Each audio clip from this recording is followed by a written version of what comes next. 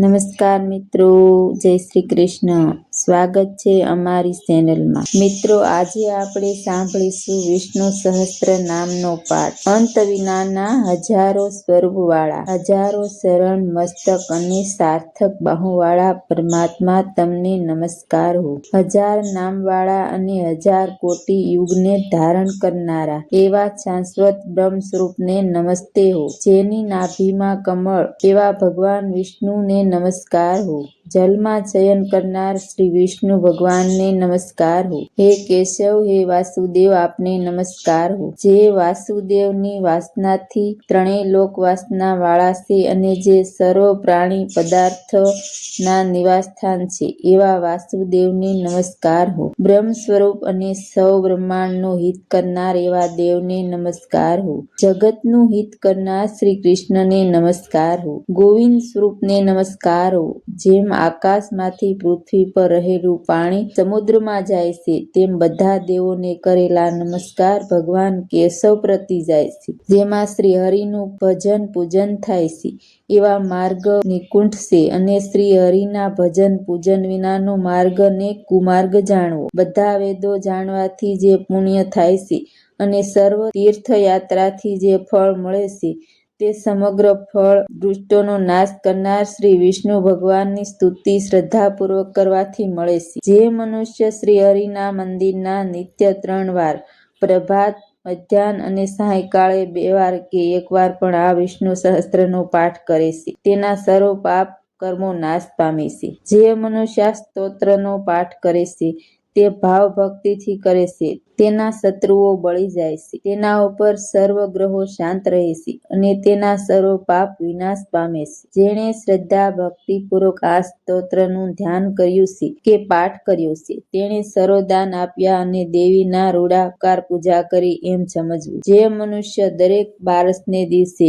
મારી સમીપ આ સહસ્ત્રનો નામનો પાઠ કરે છે તેણે આ લોક પરલોક કોઈ ઠેકાણે ભય રહેતો નથી અને તેના કરોડો કલ્પનાના પાપ ધીમે ધીમે બળી જાય છે. હે અર્જુન, જે મનુષ્ય પીપળાની સામે કે તુલસીની પાસે બેસી આ શ્રી વિષ્ણુ સહસ્ત્ર નામનો પાઠ કરે છે તે કરોડો ગાયોના દાનનું ફળ પામે છે.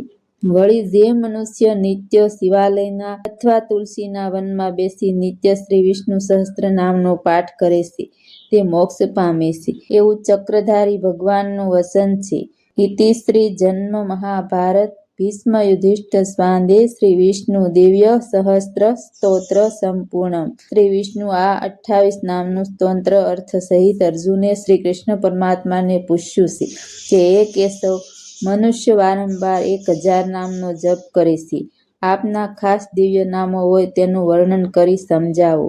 શ્રી કૃષ્ણ બોલ્યા, હે અર્જુન, પરમાત્માના આ 28 નામનો સ્મરણ કે જપ શાંતિથી ધીરજ રાખીને એકચિત્તે શ્રદ્ધાથી જે મનુષ્ય આ રોજ પ્રાતકાળે તથા એકાદશી, પૂનમ અને અમાસના દિવસે કરે છે તેનામાં પાપ રહેતું નથી અને તેને 1 કરોડ ગાયોના દાન કરવાનું અને 1000 કન્યાદાન કરવાનું તથા 100 અશ્વમેઘ યજ્ઞ કરવાનું પુણ્ય મળે છે.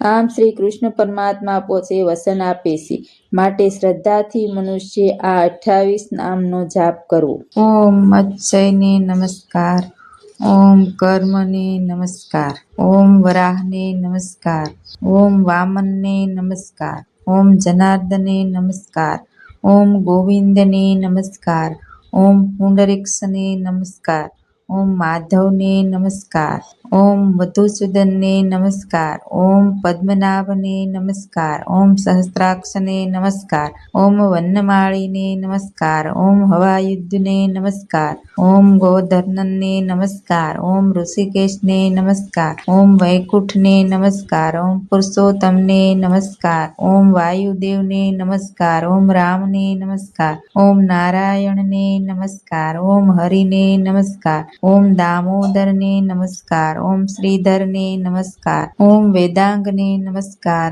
ઓમ ગરુડધ્વજને નમસ્કાર, ઓમ અનંતને નમસ્કાર, ઓમ કૃષ્ણ ગોપાલને નમસ્કાર, ઓમ વિષ્ણુરૂપને નમસ્કાર. જો તમને આ માહિતી ગમી હોય તો વિડીયોને લાઈક કરો અને કોમેન્ટમાં જય શ્રી કૃષ્ણ જરૂર લખજો.